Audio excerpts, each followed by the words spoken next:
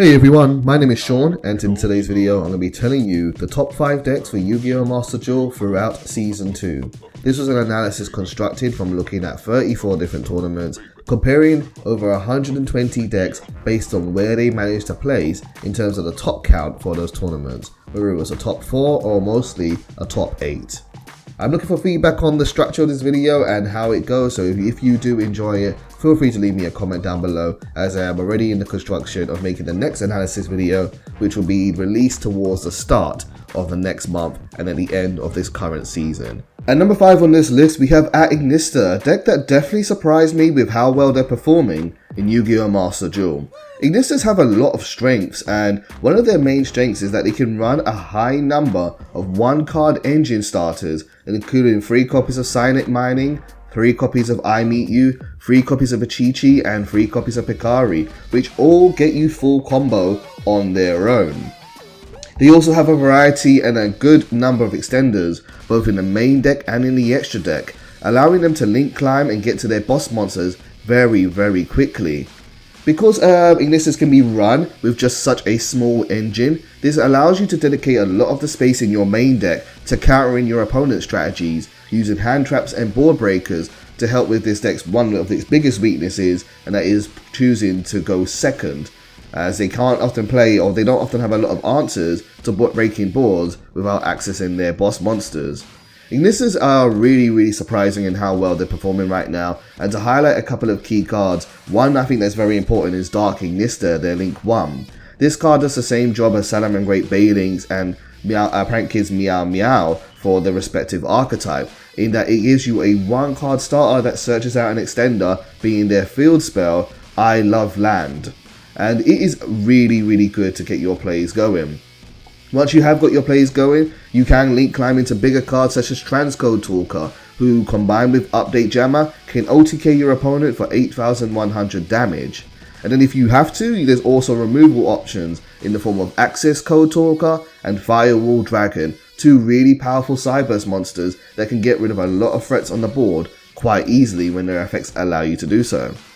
Then there is their boss monster, the Arrival Igniss, who is a unique Link 6 monster that allows you to basically create a Towers monster who can generally at least have 4,000 attack and is unaffected by other card effects, who can then also remove your opponent's cards to destroy them and then give you additional tokens, which can be turned into effect monsters to summon out more Link monsters with. If you're not prepared to counter this card, or you don't realize what this card is doing, once it hits the board, it may already be too late for you to win the game. Igniss came in at number 5, and it's welcome and really good to see this rogue strategy playing really well.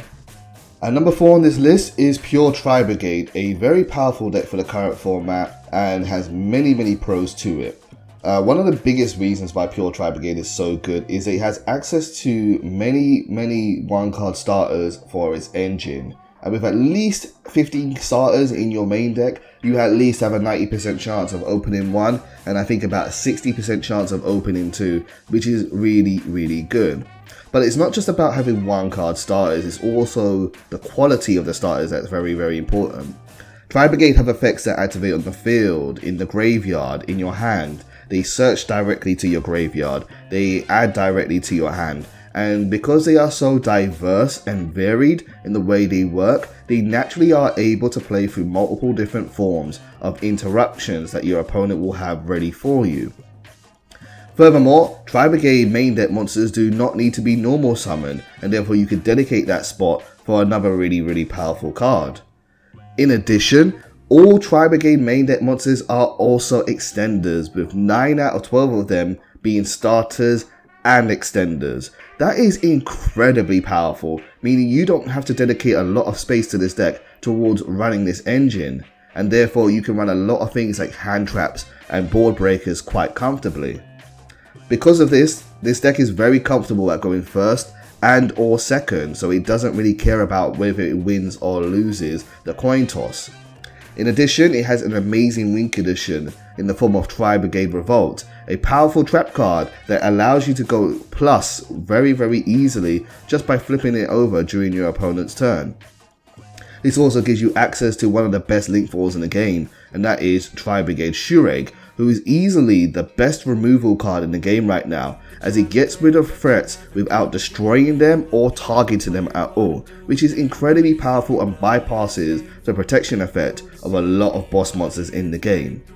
Furthermore, it has access to other boss monsters, and for the version of pure Try Brigade we're going to be looking at is mostly focusing on using Rescue Cat as its main normal summon starter.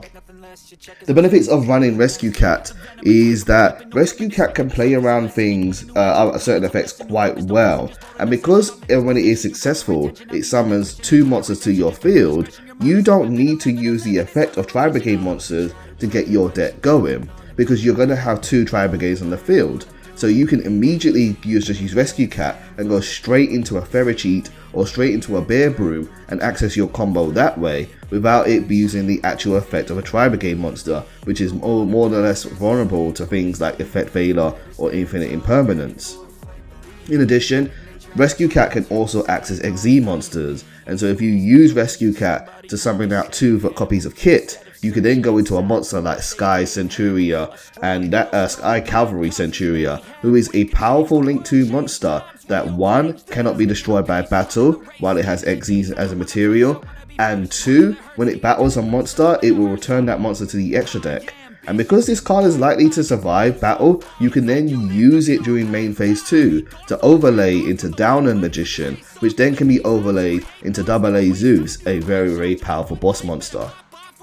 Pure Try Brigade is a very popular version of way you're playing Try Brigade, and it is increasing in popularity, which is why it is number 4 on this list.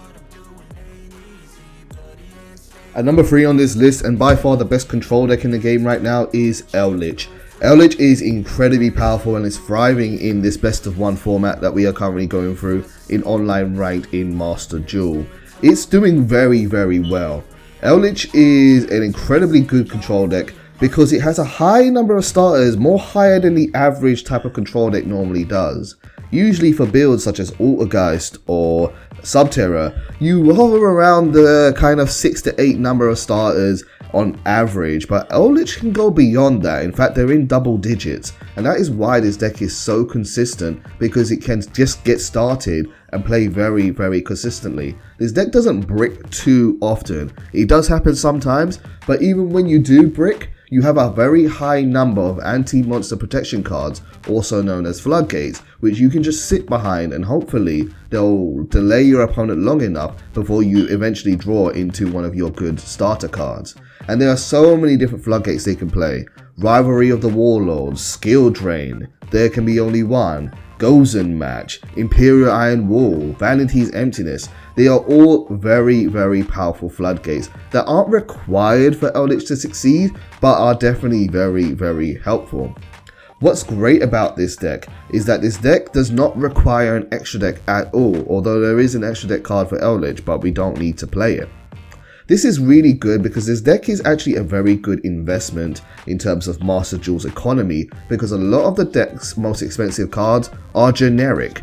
They do have a lot of super rare cards, but these floodgate cards can be used in other decks. So even if you get bored of or Eldritch gets nerfed, you can still use these cards in other builds because they're not archetype specific too much. Eldritch the Golden Lord is by far the best boss monster in the main deck boss monster in the game right now, because it fulfills so many roles at once. It is a big attack beat stick because it can get to 3,500 attack by its own effect. It has immunity and protection for itself from destruction. It also can get rid of a card on the field using its hand effect to send 1 card on the field to the graveyard without actually destroying it, which is very good. So it saves a lot of space for you when you are trying to build a deck. Because this is a trap control deck, you ideally want to go first, but it can still play working second. And what I find with this deck is that many commonly used main deck counters to other decks do not work that well against Eldritch. You can use things like Ash Blossom and you can use things like Max Z against this deck, but it doesn't really do too much or doesn't really hurt this deck at all. And then certain cards like Drawn Lockbird and Effect Veiler and Nibiru just do nothing to this deck whatsoever, so you end up making your opponent's deck less consistent just by having a good matchup choice. What's incredible about Eldritch also is that there are many ways you can play it, and it has a very diverse line of variants. You could play a more hand trap heavy version where you're focusing less on your trap cards but using hand traps to help you go second and break your opponent's board. Or you can add in other engines such as Zodiac monsters, zombie monsters, invoked monsters, or Dramatica monsters to utilize your extra deck in different ways because you don't really need to use it at all. There are even variants I'm seeing out there that are playing 60 card Eldritch using cards like the grass is greener to be able to mill a bunch of cards to the graveyard in order to get access to their graveyard based effects that very early into a duel. Eldritch is a very robust and durable deck, and I don't see this going away for a very long time. And number 2 on this list, we have Try Brigade Zodiac. Now, where in Eldritch there are many different ways you can play that deck, none of those variants are really seeing too much success as compared to pure Eldritch. But the same isn't said for Try Brigade and Try Brigade Zodiac. In fact, Try Brigade Zodiac is seeing more success than playing the deck pure, although the pure deck does very well on its own as well, which is why they are taking up 2 spots on this list and not just 1 spot overall. Try Brigade Zodiac, as the title says, uses the Zodiac engine as a sub-engine to support the deck. What's great about the Zodiac engine, as opposed to say Rescue Cat, is that the Zodiac monsters are searchable using the same searcher starter Fire Formation Tenki, so you can choose whether you want to go to your Try Brigade engine or use your Zodiac engine depending on the situation that you are in. And then the Zodiac monsters provide you with a toolbox of answers to many different situations. Any Zodiac monster with Whiptail used as an XE material can banish that monster after battling it. Then you've got Zodiac Trident, which is a quick effect that can activate in both players' turn to destroy 1 card that is on the field. Then you have Zodiac Shakanine, which can actually go from your Zodiac engine into your Try Brigade engine by making any link to you want to, namely Try Brigade Ferrigite. Last of all, you've got Zodiac Borbo, who can attack your opponent directly, giving you a very easy way to fulfill the summoning requirements for AA Zeus, and then set that up in main phase 2 so you have an additional threat for your opponent to deal with during their turn. The Try Brigade Zodiac engine has all the benefits of Try Brigade being as a pure deck and just a little bit more, and you're going to be seeing this used for a while as much as you'll be seeing pure Try Brigade, so that is why it is number 2 on this list. And taking the number 1 spot from this list is going to be Drytron. When I did my research, I looked over 30 different tournaments, and Drytron had the most amount of first place wins and had most representation overall, almost at a 3-to-1 rate. What I found was that no matter what tournament I was looking at, there was a Drytron deck always in the top. Whether it was a top 4 or top 8, depending on the size of the tournament, Drytron was almost always there. And for good reason, this deck is performing very well currently in Yu-Gi-Oh! Master Duel. And that is because the ban list for Master Duel is a lot more lenient and fairer to Drytron than it is to some other decks in the game. With Ben 10 and Eva being at more than 1 as it is in the Yu-Gi-Oh! Advanced TCG, this deck is very easy to play and has so many resources that it can throw at Herald of Ultimateness. Herald of Ultimateness, for those who don't know, is an Omni Negate, and you can negate almost anything by discarding 1 card. But Eva and Ben 10 give you more cards to search, so you can fix your hand and have more answers than your opponent has cards in their opening hand. It is a very oppressive deck to play against, and this deck has adapted from being a combo deck in the Yu-Gi-Oh! Advanced CCG to being more of a mid-range deck, so it is very good at going first and or second. Drytron is so powerful overall, and it really kind of overshadows the performance of the other deck. But that being said, it has even the potential to do even more, and I'm seeing a lot of creative ideas being thrown at this deck through all the deck lists which I looked at. For example, one of my favourite things was seeing that people weren't just playing Herald of Orange Light to negate monster effects, but were also playing copies of Herald of Purple Light and Herald of Green Light, which can negate trap cards and spell cards respectively. I especially like the use of Herald of Purple Light as an option to flex with this deck, because people are turning to cards like Evenly Matched and Infinite Impermanence to be able to counter this deck quite a bit, because they know there's a big chance that their Nibiru's, their Ashes and their Maxi are going to be negated by Herald of Orange Light. Drytron is doing really well right now, with things like Union Carry being available to it, Beatrice is really helpful to it, and also the ability to link climb into things like Access Code Toolcar. This deck has so many options and different ways in which you can play, and it is very powerful right now. So number one on this list is definitely Drytron. Okay everybody, before we wrap up this video, I kind of wanted to show you some more of my data so people can get a feel for how healthy the game is right now, because although I narrowed the list of top 5, this game is performing really well, and there's a lot of variety out there, so I kind of wanted to show people that.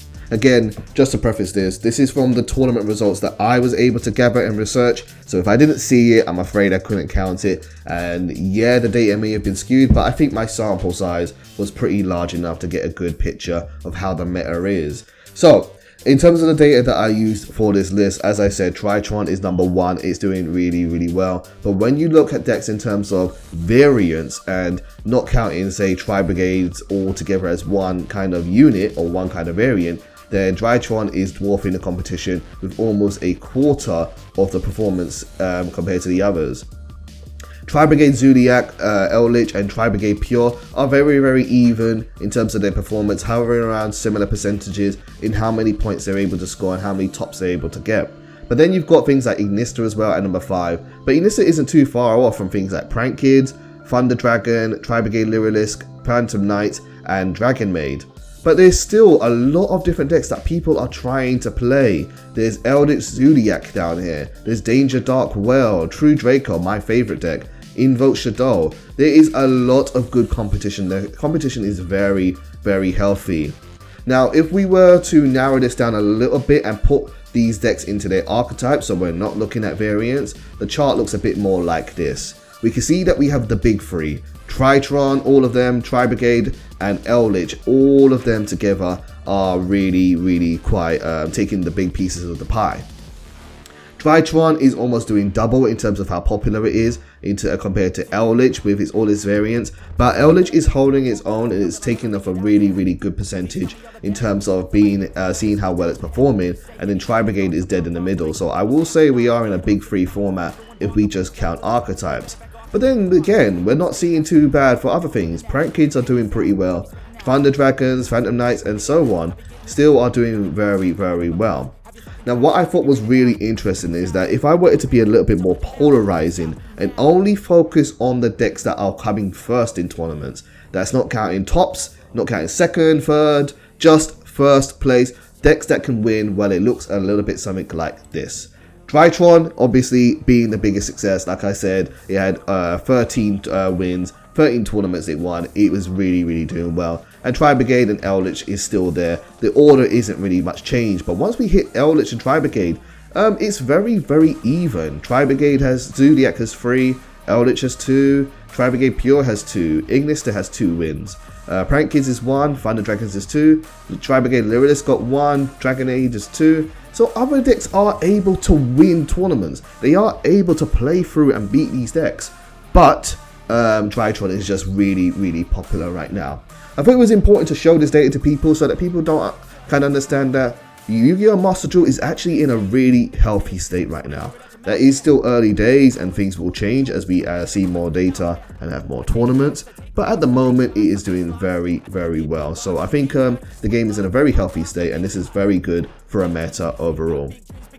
Thank you guys as always for watching and tuning into my content. I hope you've enjoyed this analysis. I'm already in the process of doing the analysis for Season 3 and that will be out towards the start of April once Season 3 has ended. Hopefully you guys are enjoying the NR Festival, and as always, if you want to see more content like this, leave a comment down below and let me know what you think of the meta and what your experience has been with playing Yu-Gi-Oh! Master Duel. See you soon. Take care.